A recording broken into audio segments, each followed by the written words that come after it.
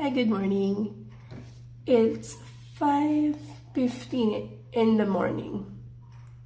So, I just realized na some people who scroll on social media tends to have yung madalas malungkot, madalas i-compare yung sarili nila sa others achievement ng iba. And sometimes they feel down, they feel disappointed, and they feel like wala silang nararating sa buhay. I've been through the same. But I realize that when you compare yourself to others' achievement, talagang madidisappoint ka kasi you're just looking at the other's achievement. Hindi mo tinitignan yung blessing na meron ka. So, I pray that the people who experience the same ay maging grateful kung ano yung meron sila ngayon.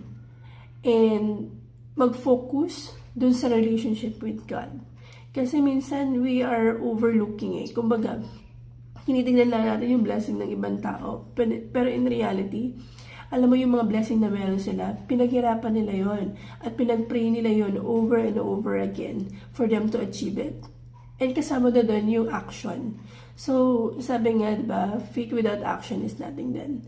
So, sa mga nakaka-experience nito, know that God has planned for you. Don't rush.